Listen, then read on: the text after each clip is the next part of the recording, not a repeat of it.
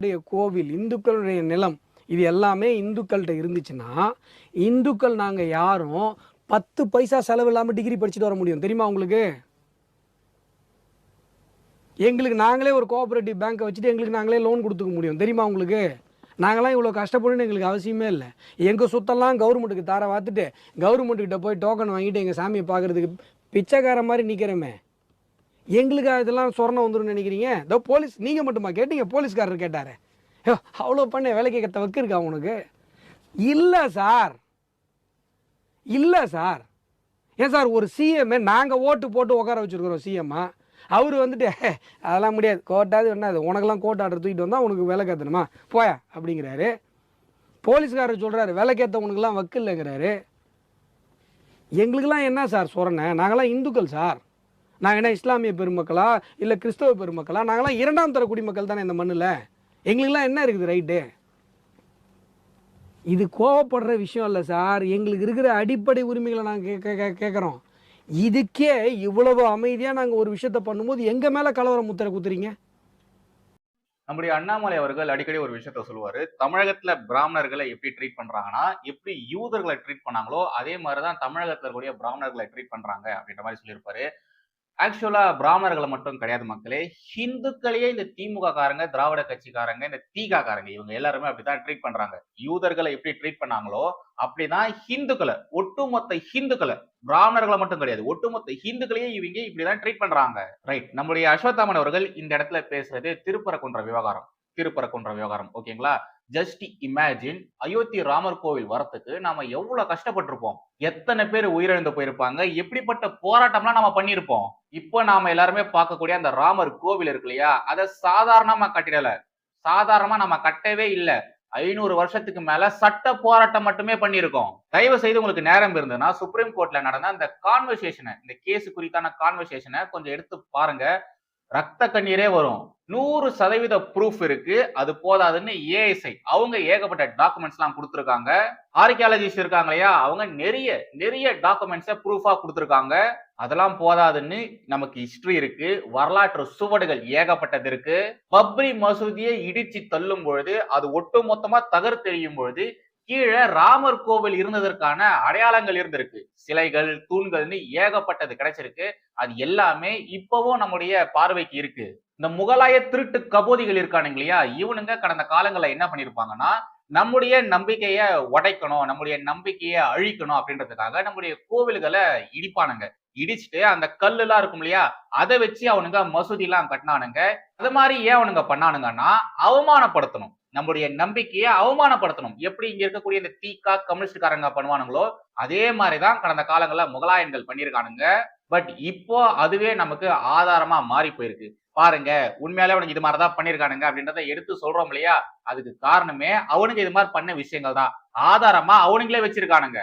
எப்படி ஈவே ராமசாமி அவர்கள் கடந்த காலங்கள பேசினது, எழுதுனது அது எல்லாத்தையுமே மூடி வச்சிருக்காங்க, பூட்டு போட்டு மூடி வச்சிருக்காங்க. இப்பெல்லாம் வெளியே விடுறதே இல்ல பாருங்க. அப்பெல்லாம் வெப்சைட்ல ஆச்சு இருந்தது, இப்ப அந்த வெப்சைட்டை கூட பிளாக் பண்ணி வச்சிருக்காங்க.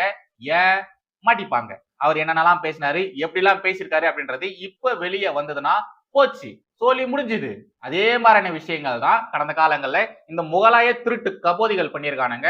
அவனுங்க பண்ண வேலையெல்லாம் இப்ப மாட்டிக்கினானுங்க. இந்த திருப்பரங்குன்ற விவகாரம் மட்டுமே எடுத்துக்கோங்களேன், நமக்கு ஆதரவாக தீர்ப்பு வந்திருக்கு. நீதியரசர் நமக்கு ஆதரவான தீர்ப்பை கொடுத்திருக்காரு. ஆனா இந்த திமுக அரசு என்ன பண்ணிருக்கு, அந்த தீர்ப்பை அவமதிச்சிருக்கு. ஒரு முறை 2 முறை கிடையாது, தொடர்ந்து அவமதிச்சுக்கிட்டே இருக்கு. இதுல நீதியரசர் திரு ஜி.ஆர். சுவாமிநாதன் அவர்களை பதவி நீக்கம் செய்யணும், பணி நீக்கம் செய்யணும் அப்படின்ற மாதிரிலாம் லெட்டர் வேற கொடுத்து வச்சிருக்காங்க. அந்த இண்டி கூட்டணி எம்பிகளுக்கே நல்லாவே தெரியும், கண்டிப்பா நாம இதுல தோத்துதான் போவோம்னு. இருந்தாலும் எலெக்ஷன் வருது இல்லையா, எலெக்ஷனுக்காக, இஸ்லாமியர்கள் ஓட்டுக்காக இது மாதிரிலாம் டிராமா போட்டுட்டு இருக்காங்க. வெறும் ஓட்டுக்காக எப்படிப்பட்ட கேவலமான வேலைகள்லாம் பார்த்துட்டு இருக்காங்க பாருங்களேன். இதுக்காகவே இந்து மக்களாகிய நீங்க இவங்களெல்லாம் தூக்கி தூரம் போடணும். இவங்களுக்கு ஓட்டே போடக்கூடாது. நீங்களாம் எப்பொழுதும் எதிராசன் வடிவழகி என் இதய தொழுதால் இல்லை எனக்கெதிர், இல்லை எனக்கெதிர், இல்லை எனக்கெதிரே. ஸ்ரீமதே ராமானுஜாய நமஹா. ஏழமை தேசியவாதிகள் அனைவருக்கும் வணக்கம் அண்ட் ஜெய் ஸ்ரீராம். திருப்பரங்குன்றம் தொடர்பான சட்ட போராட்டங்கள் எத்தனை வருஷமா நாம பண்ணிட்டு வந்துட்டு இருக்கோம் அப்படின்றது குறித்து நேத்திக்கு ஒரு வீடியோல சொல்லியிருந்தேன். இன்னைக்கு இதிகாச புராணங்கள், சங்ககால இலக்கியங்கள் இதுல இருந்தெல்லாம் ஒரு சில தகவல்கள் கிடைச்சிருக்கு. அதை பத்தி கொஞ்சம் நாம தெளிவா பார்க்கலாம். எவன் எப்படி பேசினாலும், எப்படி கத்தி கதறி கூச்சல் போட்டாலும் குன்று இருக்கும் இடமெல்லாம் குமரன் இருப்பான் அப்படின்றது ஹிந்துக்களுடைய நம்பிக்கை, தமிழர்களுடைய நம்பிக்கை. ஓம் எனும் பிரணவ மந்திரத்தை குரு இல்லாம அதனுடைய உட்பொருளை தெரிஞ்சுக்கிட்டவரு நம்முடைய முருகப்பெருமான். திருப்பரங்குன்றம்ல முருகப்பெருமான் தவம் பண்ணியிருக்காரு. தெய்வானைய திருமணம் செஞ்ச இடம் திருப்பரங்குன்றம். இத மாதிரி ஏகப்பட்ட விஷயங்கள் நடந்திருக்கு. அது எல்லாமே தமிழர்களுடைய ஆன்மீக உணர்வுல பின்னி பிணைஞ்சிருக்கு. 2500 ஆண்டுகளுக்கு முன்னாடி எழுதப்பட்ட சங்க கால இலக்கிய நூலான அகநானூறுல ஒடியா விழவின் நெடியோன் குன்றம் அப்படின்ற மாதிரியும், சூர் மருங்கு அறுத்த சுடரிலை நெடுவேல் சினமிகு முருகன் தன் பரங்குன்றத்து அப்படின்ற மாதிரியும் சொல்லியிருக்காங்க. 10 பாடல்ல ஒன்றான திருமுருகாற்று படையிலும் 8 தொகை நூல்கள்ல ஒன்றான பரிபாடலிலும் முருகப்பெருமானின் அறுபடை வீடுகள்ல முதல் படை திருப்பரங்குன்றம்னு சொல்லியிருக்காங்க. இது மட்டும் இல்லாம மதுரை காஞ்சி, கலித்தொகை, தேவாரம், பெரிய புராணம், திருப்புகழ், கந்த புராணம் உள்ளிட்ட ஏகப்பட்ட சங்ககால நூல்கள்ல இதுக்கான குறிப்புகள் இருக்கு. அங்க குடைவரை கோவில் இருக்கு, பல்லாயிரம் ஆண்டு பழமையான தமிழ் கல்வெட்டுகள் இருக்கு, சமணர் கால கல்வெட்டுகள் அங்கெல்லாம் இருக்கு. திருப்பரங்குன்றத்தின் நாயகனாக முருகப்பெருமான் தான் இருக்காரு. மதுரை மீனாட்சி இருக்காங்க இல்லையா, அவங்களுடைய பார்வையில மதுரை மக்களை பாதுகாக்கிறது படை தளபதியா இருக்கக்கூடிய, படை தலைவனா இருக்கக்கூடிய முருகன் தான். அங்க வீசக்கூடிய காற்று கூட அரோகரா கோஷம் தான் போடும். சோ பாதி உனக்கு பாதி எனக்கு அப்படின்ற மாதிரியான பேச்சுக்கு இங்க இடமே கிடையாது. காலில் விழுந்து மண்டிட்டு கெஞ்சி கூத்தாடனா தமிழர்கள் பாவம் பார்த்து ஏதாச்சும் தூக்கி போடுவாங்களே ஒழிய அவங்களுடைய உரிமைகளை விட்டு கொடுக்கவே மாட்டாங்க. ஒண்ட வந்த பிடாரி ஊர்காவல் தெய்வத்தை விரட்ட முடியுமா? சொல்லுங்க, விரட்ட முடியுமா? தமிழர்களின் வளங்களை சுரண்டி, செல்வங்களை திருடி, மத நம்பிக்கையை முடக்கி, சங்கம் வைத்து தமிழ் வளர்த்த மதுரையில ஆன்மீகத்தை அழிச்சிடலாம், ஹிந்து மதத்தை அழிச்சிடலாம் அப்படின்ற மாதிரிலாம் நினைச்சீங்கன்னா அதெல்லாம் உங்களால பண்ண முடியுமா? மதுரை சுல்தான் மன்னர்களுடைய கடைசி எச்சம் மிச்சம் தான் இந்த சிக்கந்தர் பாஷா. அந்த பரதேசி நாய்க்கு நம்முடைய முருகப்பெருமானின் இடத்தை தூக்கி கொடுக்கணுமா? 13ஆம் நூற்றாண்டு காலகட்டங்கள்ல மாலிக் கஃபூர் அவன் இங்க படையெடுத்து வந்தான். அந்த திருட்டு முகலாய கபோதி படையெடுத்து வந்தான். அந்த நேரத்துல தமிழகத்துல என்ன மாதிரியான கொடூரங்கள் நடந்தது? அந்த திருட்டு பயலும் அவங்க கூட வந்த திருடர்களும் என்ன மாதிரியான விஷயங்கள் செஞ்சானுங்க? கிட்டத்தட்ட 40 வருஷம் வரைக்கும் இங்க இருந்த செல்வங்களை சொரண்டி தின்னு கொழுத்த பெருத்த பண்ணி மாதிரி இருந்தான். அவன் எண்ணற்ற கோவில்களை இடிச்சு தள்ளி இருக்கான், கட்டாய மதமாற்றம் பண்ணிருக்கான், பெண்களை மிருகங்கள் மாதிரி வேட்டையாடி இருக்கான். எப்படியாச்சும் இங்க இருக்கக்கூடிய எல்லா மக்களையும் நாம முஸ்லீமா மதம் மாத்தணும்னு மதவெறி பிடிச்சிட்டு அலைஞ்சிட்டு இருந்தான். வீர கம்பராய சரித்திரம்னு ஒரு புத்தகம் இருக்கு. உங்களுக்கு நேரம் இருந்தா அந்த புத்தகத்தை வாங்கி தயவு செய்து படிச்சு பாருங்க. இந்த திருட்டு முகலாய மன்னர்கள் எவ்வளவு கொடூரமான ஆட்சியை கொடுத்தானுங்க அப்படின்றது அந்த புத்தகத்துல தெளிவா இருக்கும். மதுரை விஜயம்னு தேடுங்க, உங்களுக்கு அந்த புத்தகம் கிடைக்கும். அந்த வீர கம்பராய சரித்திரம் இருக்கு இல்லையா, அதுவும் மதுரை விஜயம் அப்படின்றதும் கிட்டத்தட்ட ஒண்ணுதான். அது மட்டும் இல்லாம முகலாய திருட்டு மன்னர்களுக்காக எழுத்தாளர்கள் இருந்தானுங்க, அவனுங்களும் ஏகப்பட்ட குறிப்புகள் எடுத்து வச்சிருக்கானுங்க. அதுவும் இப்பவும் கிடைக்கும், அது எடுத்து பாருங்க. அப்பதான் உங்களுக்கு எல்லாம் புரியும் என்ன மாதிரியான கொடூரங்கள் இவனுங்க செஞ்சிருக்கானுங்க அப்படின்றது. அப்பதான் எல்லாருக்கும் புரியும். அவனுடைய ஆட்சி காலகட்டங்கள்ல இந்துக்களை கைது செஞ்சானுங்கன்னா யோசிச்சு கூட பார்க்க முடியாத அளவுக்கு டார்ச்சர் பண்ணி கொலை பண்ணுவானுங்க.